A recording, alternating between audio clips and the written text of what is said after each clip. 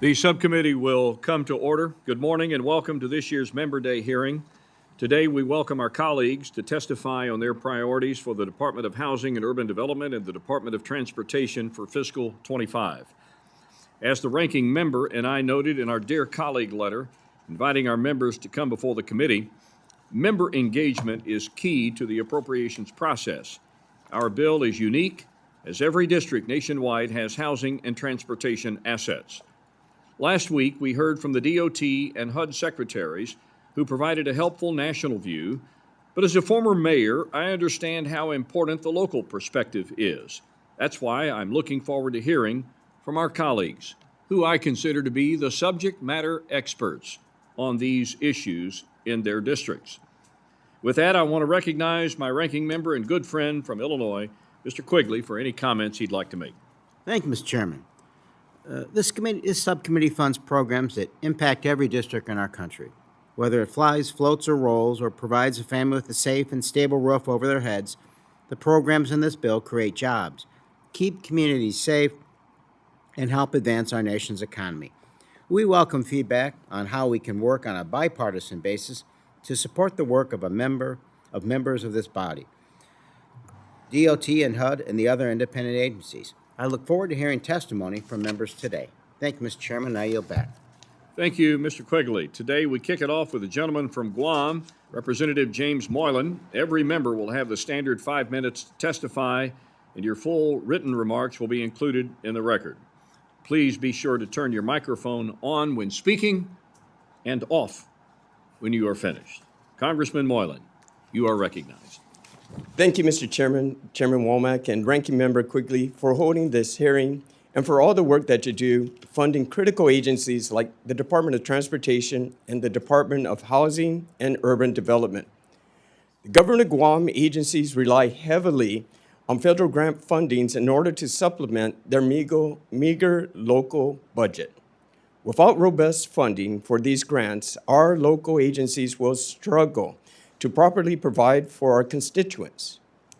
The Guam's Ports, Airport, Housing, and Urban Renewal Authority and Department of Public Works need funding for grant programs that benefit communities in the states and Pacific territories. First off, in FY23, the AB Wampat Guam International Airport in Tamuning greatly benefited from the Department of Transportation's Airport Improvement Program. Thanks to this grant, the airport has been able to start addressing their structural deficiencies. Since Anderson Air Force Base is restricted to the Department of Defense, Guam's International is the only airport on the island for civilian use. This makes grants like the Airport Improvement Program vital for Guam. With the anniversary of Typhoon Mawar approaching, I am reminded of how vital the airport was in disaster recovery efforts, allowing for emergency response personnel to rapidly assist those living in Guam and addressing construction problems. The Airport Improvement Program has undoubtedly proven itself as an essential part of building Guam's capability, and with our recently submitted Airfield Lighting Vault Rehabilitation Community Funding Project, I hope that this subcommittee can appropriate the necessary amount to keep Guam's air industry alive. Second, HUD's Community Development Block Grant for insular areas is a lifeline for our local Guam Housing and Urban Renewal Authority.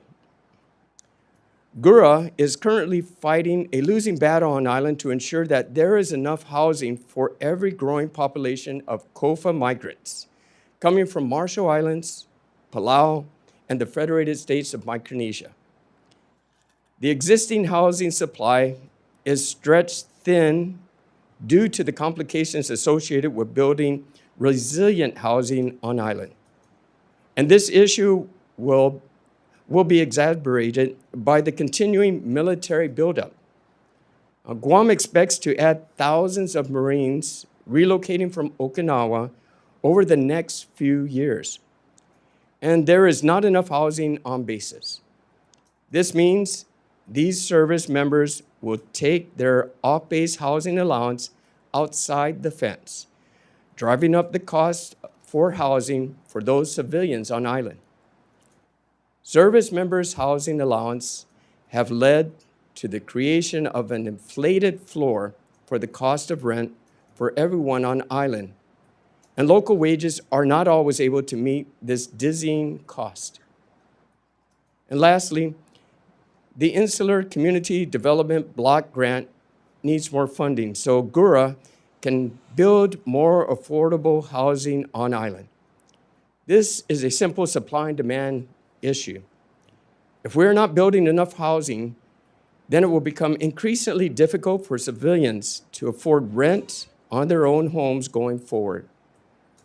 Insular CDBG grants have not been increased in years, and with massive inflation and the tyranny of distance, the funds do not go as far as they used to, and GURA is struggling to make up the shortfalls.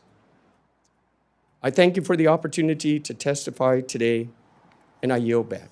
Thank you, Mr. Moylan, for joining us and for your testimony. It's always a pleasure to hear about the needs of your community, and particularly the impact of the COFA migration, if you will, onto the island of Guam. We share your interest in making our nation's airports among the world's best, and we recognize the situation you have there in Guam. I do have one quick question for you, and that is you mentioned the housing allowance and the fact that Okinawa is some of the Marines who previously occupied Okinawa are being displaced to Guam. So it hadn't occurred to me, but in your testimony, you talk about how that has created kind of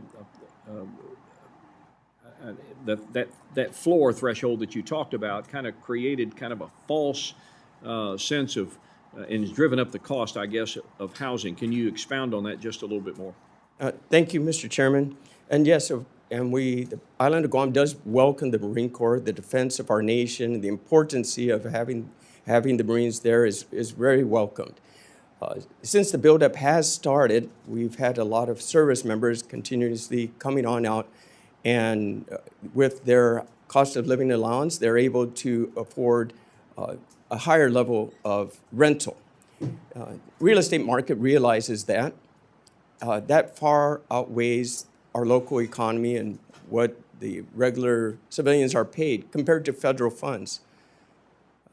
It's putting a great pressure and demand for folks that are not federally employed. And the money is just not there for local folks to gain housing. In addition to that, those with higher salaries and can afford more, it's also the tyranny that our distance to getting our supplies, our building materials, is extremely high. The shipment that costs, the product that may cost something on the West Coast is like 100 times more. You basically double it by the time it reaches Guam. So you're building material, and we had to build resilient homes. They're not wooden homes, they're concrete, solid homes to withstand super typhoon winds. So the building code is high. The amount per square feet to build a home is extremely expensive. Building costs, we're behind. There's some reports that saying we're several thousands homes that we don't have ready to go. So our housing market is low, the demand is high. We're looking at more folks coming on in, either from the COFA agreement or from the military. And with the military buildup comes additional construction workers, additional support services. Talking about tens of thousands of people eventually by the time this buildup is completed. We're also short on labor force too. We're fortunate to extend the H-2B workforce, which specifically comes from the Philippines, for another 5 years. So these contractors are secure that we can do this contract because we have them for this long. We need to extend that, but they are restricted to working on military projects. That's why they were brought in. And our existing workforce, contractors, they're working inside on military projects as well. So those that, the workforce that's able to help businesses recover from the super typhoon, help residents build their new homes, the price went up again, and we're so restricted in the amount of people that can provide structures, whether it be for commercial use or whether it be for family use too. That's what we're dealing with. So with your help and through Gura, that's going to assist some folks, but really that's one part of the puzzle. And we're still working on others so we can reduce our cost of goods or reduce our cost of labor and get more workers so we can supply this. Our concern, in addition, is when's the next storm coming on in? How that's going to damage on the outside. Of course, it damaged the build-up process too, but we're going to have damage to our commercial businesses. We're going to have damage to local homes. We, as a community, we had to come together working closely with the military to ensure this can be completed. And with your help, Mr. Chairman, and the committee, it will be really important and helpful. You do have some unique challenges. Mr. Quigley. Thank you, Mr. Chairman.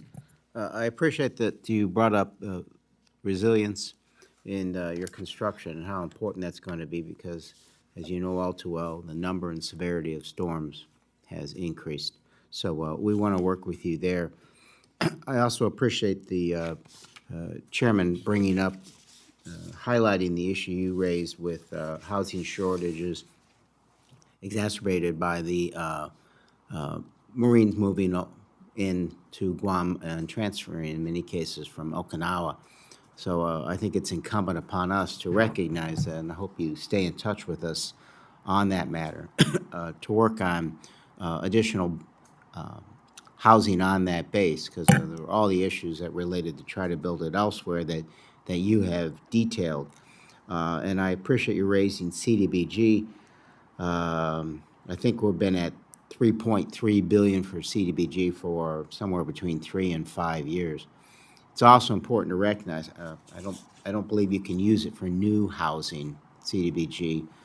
It still needs to be increased, but on this matter, we're going to have to work in concert with our authorizing colleagues with you. I'll be glad to do that.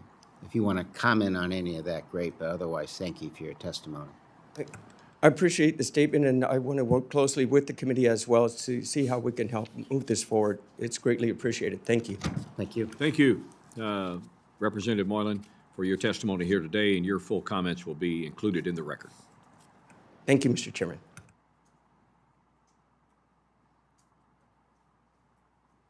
Next, we will turn to the chairman of the House Ag Committee, who I'm sure is going to give us an indication as to how that farm bill's coming. We'll leave that for a different day, GT. GT Thompson from Pennsylvania. Sir, the floor is yours. Chairman, thanks so much. Turn that mic on, please. Chairman Womack, Ranking Member Quigley, members of the Subcommittee on Transportation, Housing, and Urban Development, it's just an honor to be able to sit before you. Thank you for the opportunity. Representing one of the most rural districts east of the Mississippi River, access to quality infrastructure, reliable transit, and resources for economic development is critical to farmers, small businesses, manufacturers, and others throughout my district that spans 1/3 of the landmass of Pennsylvania. In order to achieve these goals, I request robust support for the following programs in FY 2025, starting with Essential Air Service. The Airline Deregulation Act of 1978 made airlines the sole authority to determine which domestic markets would receive air service, as well as what airfares passengers would be charged. Subsequently, the Essential Air Service program was established to ensure taxpayers in small rural communities had continued connectivity to the entire national transportation system by subsidizing commuter and certified air carriers. Now, this program is critical in rural America and has provided links to hub airports at more than 170 locations throughout the United States and would otherwise lack commercial air service. Representing many rural airports in my congressional district, including 2 that participate in the EAS program, I see firsthand the importance of maintaining this program for all Americans who live in underserved rural areas. Our nation's small and rural communities depend on commercial air service for transportation, medical supplies, commercial goods, access to larger business markets, and quite frankly, economic development. Therefore, I respectfully request Subcommittee fully fund the EAS program at no less than the FY 2024 enacted levels in FY 2025. Bus testing facility program. The bus testing facility program at Penn State University, operated by the Thomas D. Larson Pennsylvania Transportation Institute, tests new transit bus models for safety, structural integrity, reliability, performance, durability, noise, and fuel economy. The program tests new bus models before they are purchased by transit agencies. This often helps address problems before the fleet is built, potentially saving considerable money and time. Since the beginning of this program, more than 530 new bus models have been tested, resulting in more than 10,000 documented design failures. By identifying these failures early in the production process, the program has averted many fleet failures, saving millions of dollars in maintenance costs, litigation, and lost revenue. Therefore, I respectfully request the subcommittee provide $7.346 million in total funding for this program in FY 2025. Consolidated Rail Infrastructure and Safety Improvement Program. In 2015, Congress created the Consolidated Rail Infrastructure and Safety Improvements Program to improve safety, efficiency, and reliability of the rail network. Through public-private partnerships and cost-sharing agreements, program recipients can invest in capital project systems to prevent derailments, grade crossing enhancements, and more. This program advances major maintenance projects that shore up first-mile and last-mile connections served by short-line railroads, allowing goods to move more seamlessly to and from the market. Representing hundreds of miles of short-line railroad track in my district, these investments are critical to improving and extending the service life of vital freight transportation networks in rural areas. Therefore, I respectfully request full funding for this program in FY 2025. And the Appalachian Development Highway System was created in 1965 to stimulate economic development by connecting isolated areas of Appalachia to the interstate system and the nation's integrated transportation network. The project allows these isolated areas to benefit from greater access to their surrounding communities and broader markets. While more than 90% of the initial authorized ADHS miles are completed and open to traffic, funding is necessary to complete the remainder of ADHS. My district's home to 4 unfinished ADHS corridors that would better connect with thousands of my constituents to our nation's transportation network and result in increased economic growth. Therefore, I respectfully request subcommittee increase dedicated ADHS funding in FY 2025 so these projects can be completed in a sufficient, timely manner. I've included additional requests in my written testimony, including for robust funding for the FAA Contract Tower program and the Community Development Block Grant. And I'd also respectfully request consideration of the 3 community project funding requests I plan to submit within this committee's jurisdiction. Thank you again, Chairman Womack, Ranking Member Quigley, and members of this subcommittee for allowing me to express my priorities for the FY 2025 cycle. I appreciate your consideration. Look forward to working together on these and other issues. Thank you, Chairman Thompson, for joining us and for your testimony this morning and for your work in your other capacity as well. And we wish you the best of luck as you work toward that farm bill. Mr. Quigley. Thank you, Mr. Chairman. Chair, I don't have a question, but I think your testimony reflects on a couple things that I think need to be pointed out. A little over a week ago, I went with Chair Womack, the chair, and the ranking member of the full committee to Baltimore to see a disaster and what needed to be done. And it occurred to me, in talking to the mayor and the governor there, that they probably had the best group there they possibly could. On a bipartisan basis, people who are serious about what occurs across the country, regardless of whether it's D or R. So hearing your testimony to me, it struck me that I represent O'Hare, but I want you to know I fully appreciate that to you and your constituents, those 2 airports are a lifeline, have absolutely critical link to the rest of the world, including medical supplies and economic development. So I think It reflects that we need to remind ourselves that there's more that unites us than divides us. And I should care just as much about your airports as you do mine, and the rail links as well. So, so your constituents know you serve them well today in that regard. And I want to stay in touch and work with you on those concerns and needs your district has. Well, Mr. Quigley, thank you very much, and thank you all for visiting Baltimore. The agriculture implications of what happened with that terrible incident with the bridge. So link to the are Midwest. huge. Fertilizer, farm equipment, it is a major port that serves both inputs coming in and outputs being manufactured from America's #1 industry, which is agriculture. And I will say most of my phone calls I get today are about that bridge and about when we can start to move, move the economy. So thank you for doing that. Ms. Watson-Coleman, any questions? No, Mr. Chairman, I just simply want to say thank you very much for a very comprehensive look at your priorities.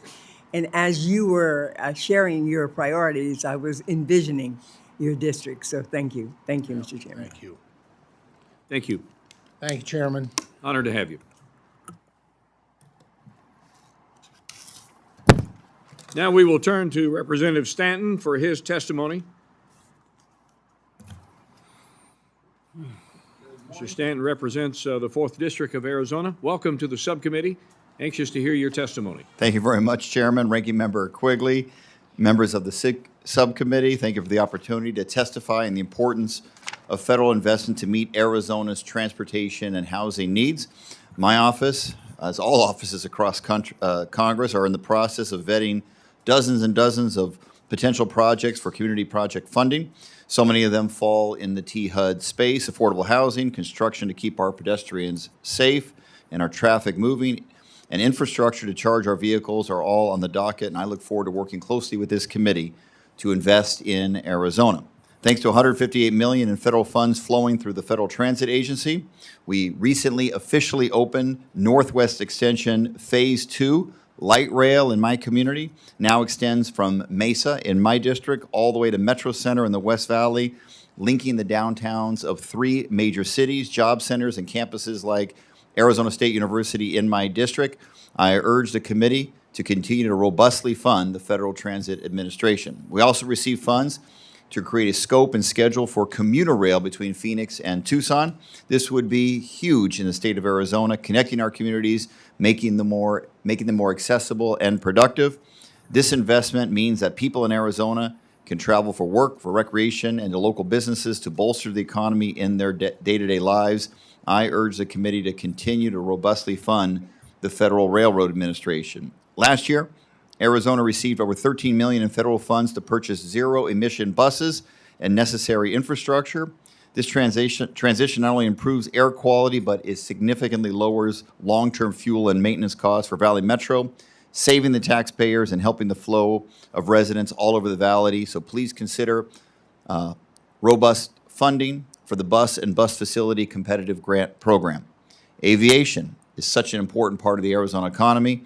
Arizona's aviation economy supports almost 20,000 jobs, contributes billions to our state and country. We have 3 of the top 10 busiest general aviation airports in the country, with Sky Harbor in Phoenix as one of the busiest. The overall aviation infrastructure needs through the nation are projected at more than $150 billion over the next 5 years, almost $3 billion in Arizona. The Airport Improvement Program is vital for the continuation of these efforts to reconstruct and rehabilitate our airports. Please consider fully funding the AIP program in your FY25 bill. In Arizona, we have 7 contract air traffic control towers, including Phoenix Mesa Gateway Airport, one of the busiest contract tower in the country. Mesa's important air traffic safety program maintains and develops general aviation activity and supports DoD flight training operation and military readiness, as well as pilot flight schools across the country. The FAA Reauthorization Act of 2024 authorizes a pilot program to convert high-activity contract towers like Phoenix Mesa Gateway to FAA-staffed visual flight rules towers while allowing qualified contract air traffic controllers, of which over 70% are veterans, to remain at their current tower. I urge this committee to consider funding level of $30 million to establish this pilot program. Air traffic is more than planes, it's drones as well. My bipartisan bill, the Drone Infrastructure Inspection Grant Act, was incorporated into the FAA reauthorization bill. Funding the implementation of the DIIG Act would assist states, tribes, and cities in using drones to inspect aging infrastructure, such as bridges, roads, dams, and the electric grid more efficiently than ever before, identifying and rectifying issues at the earliest possible stage, saving money and even lives. I urge the committee to include language in the FY25 appropriations bill and fund this program at the authorized level of $12 million. Last, all of the work we do in transportation is in close coordination with our local and state agencies. This year, Arizona received a $95 million infra grant to make major improvements and widen Interstate 10. This grant represents a unique partnership of governments involving state, federal, tribal, and county governments in the planning and development of the grant to address the safety infrastructure needs in Arizona and within the Gila River Indian community. This project would not have been possible without significant federal resources, and I encourage robust funding to these programs in FY25. Thank you so much for this wonderful opportunity to address this important committee in these critical times. Thank you, Chair. Thank you. Spoken like a true mayor. After my heart. Mr. Quigley. Thank you for your testimony. So tell me there's some long-term grandiose plan for comprehensive public transportation in the region, regionally coordinated. You mentioned light rail, you mentioned commuter rail. Is there some longer-term plan to do this on a much larger scale? Yes, on the ballot in Arizona, in Maricopa County this year, will be an extension of the sales tax so that the region can provide matching funds for federal grant programs such as light rail, people mover systems, streetcar systems, et cetera. Although, as you know, certain communities in the ones that I represent, Mesa, Tempe, Phoenix, are very big on light rail and the opportunities of light rail. We've had over $14 billion of private sector investment along our light rail, a massive success. Some cities have different political philosophy. They're not interested in light rail, so we need to make sure that in the plan it's done in a bipartisan way with mayors of both Republican and Democrat coming together and that all their priorities are met. So some of them are more interested in highway construction or arterial street construction, and we need to support that as well. Striking a city just like in your region, Maricopa County, it's a diverse group of cities, over 24 cities that make up the region. It's complicated, and so striking that balance, which is amazing that they were able to come up with a single plan. It's called Prop 479. That'll be on the ballot to serve all of those needs. Good luck. Thank you. Ms. Watson-Coleman. Thank you, Mr. Chairman. Thank you, Representative Sanchez. The one thing that is very illuminating for me, and I'm so glad I'm here, is that we have so much in common. Turn that mic on, please. It was, I'm sorry. One of the things that's most illuminating for me is that no matter where we are, we have similar needs. I've got an airport. It is not O'Hare. It is a airport that is regionally important. You have one, the representative before that had one, the representative before that has one. And we all have needs associated with that. The same thing with CDBG and housing and things of that nature.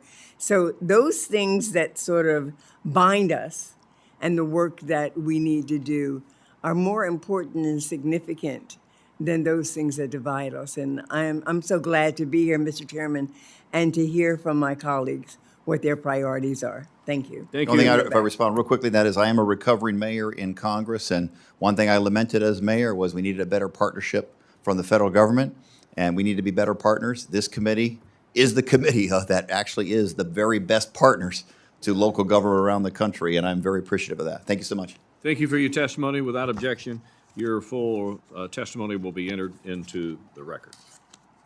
And finally, we move to our friend from New Jersey, Jefferson Van Drew, from New Jersey's 2nd District. Sir, the floor is yours. Please turn that mic on and proceed. I'm either in good shape or bad shape because you used my formal name, Jefferson. But that it is. Thank you all for the work that you do. I appreciate it. I really mean it. Chairman, ranking member, and my old friend for many years from the New Jersey legislature. I spent 16 years. Bonnie, I'm not sure, how many years were you in the legislature? 16, yeah. So now we're colleagues again. So it's good to see you all. And I appreciate the opportunity to testify before you. I'll get right to it. The William J. Hughes FAA Technical Center, a great congressman that we had in New Jersey for many years. It was named after him. This year's FAA reauthorization includes provisions that will codify South Jersey's William J. Hughes Technical Center, thereby making it permanent in New Jersey. This historic win for New Jersey will expand the technical center's role and make responsibilities within the FAA even greater. We need to make smart investments to support them and their expanded mission. I advocated for such investments to be included in the President's budget request. The FY25 budget request does in fact include historic levels of infrastructure funding for the technical center. I request the committee match these levels by providing the following funds from the FAA Facilities and Equipment account. $23.4 million for the Technical Center laboratories. These funds will be used to bring the laboratories into compliance with power and security standards for the critical national airspace systems that are based at the Technical Center. $39 million for the William J. Hughes Technical Center infrastructure sustainment. These funds will modernize the main electrical utility substation that powers the entire Technical Center. We should know that this is a bipartisan request supported by my friend, Congressman Donald Norcross, who represents the district next to me. Many of his constituents work at the Technical Center, and I do appreciate his support, and I wanted that on the record. Community project funding. I have 6 community project funds. These are all priorities, and I request they be funded at the full requested account if possible, and I know it's a tough job you all have. I have included identifiers in my testimony to allow committee staff to easily locate the requests if they need to do so. The first request is $4 million for the Economic Development account to construct a dental hygiene school at Atlantic Cape Community College. Unfortunately, the committee has informed me that this project might not be eligible due to a prohibition on healthcare facilities. This is a little different. It is an educational facility. I just, from the heart, want to say how important it is. You know, the county that I happen to reside in, I have 6 counties in my district. The county I reside in was the only county in the state of New Jersey that didn't have a county college. And I fought for, worked for, advocated for, and again, in a bipartisan way, with many individuals through the years to finally convince the powers that be in Cape May County to go into a jointure with Atlantic County, and we have the Atlantic Cape May Community College. People think of my area as the shore, and it is. Beautiful homes right on the beach, worth tens of millions of dollars. Many folks that are extremely challenged in rural parts of my district, counties in my district have the lowest per capita income in the entire state, trying to give folks opportunity. Dental hygiene, and I speak from experience, I'm a dentist, does that. It's actually one of the few things that you can get a 2-year degree in, and you can go on for a 4-year or even get your master's, but get a 2-year degree and practice hygiene. We are critically short of dental hygienists, not only in the state of New Jersey, not only in southern New Jersey, but in the country. So it creates opportunity and it fulfills a need. It is purely an educational project. It's close to my heart. So I'd like to work with you all if we can have any reconsideration just to make sure that there's no way and no path forward. I think that there might be. It's not a health care facility as such. It's an educational facility, and it is also an economic development tool. It really is for the entire area. The second request is for $2.5 million to design and prepare a site for Aviation Maintenance Training Academy from the Economic Development account. This project will train generations of much-needed aviation maintenance workers. Again, we need decent jobs for people and opportunity. The project is supported by the United States Air Force. It has their support, and it has matching non-federal funds from private sector partners who are interested in recruiting from this facility. That's important. Any funds we do are going to be matched in the private sector by this Maintenance Training Academy. Third request is for $650,000 for the City of Millville baseball field safety improvements. Might seem trivial. It's not. Millville, another very challenged town. I know that Bonnie is familiar with it, Member Coleman, I should say. It is a town that has a lot of working class poor people, high unemployment, has an unbelievable baseball program, known nationally. You're going to know one of the names that were the result of this, Mike Trout. Mike Trout came out of this program. It's a great program. The city's poor. I don't know how else to say it. They have a hard time maintaining these fields, maintaining the infrastructure in the fields. And they've had other MLB players, by the way, come from there. It's their economic, cultural cornerstone. It used to be the glass industry. The glass industry is gone. It's reminiscent of the Rust Belt if you go through Millville. Lots of beautiful areas, good, hard-working people, really challenged. They're deteriorating with improper lighting, improper field conditions, and a lack of protective nets. This is for safety more than anything else. It makes the field safety for generations of ball players. It's quite an amazing thing. If anybody wants to see their program, please let me know. Fourth request, $800,000 for the Wildwood tram cars from the transit account. The tram cars are a beloved and iconic fixture of the Wildwood Boardwalk, if anybody's ever been there. The request funds will be used to replace 8 of the tram cars with more environmentally friendly engines, hybrid engines, rather than the pure fossil fuel engines they use now, and importantly, to make them ADA compliant, which they are not ADA compliant right now. And again, we have a match. The Improvement District has advanced about $500,000, in fact, $480,000 as a non-federal funding match. They've already done it. Fifth request is for $4 million for the Atlantic City Airport Rail Station and Cargo Spur from the Consolidated Rail Infrastructure account. These funds will be designed and engineered. They prefer alternatives from a feasibility report that was completed last year. You're welcome to that report. It offers benefits in terms of intermodal transportation and economic development. It's strongly supported by many institutions. I'll just include a few of them. Our university, Stockton University, strongly supported by our healthcare system, the Atlantic Care system itself, and the South Jersey Transportation Authority. Again, we have money, has advanced $1 million in federal funds as a non-federal match. We're putting our local money there to make sure that we're not just talking, but that we're walking here, and we're putting something into the game. Final request, $1.76 million for the NAB Avenue extension from the highways account.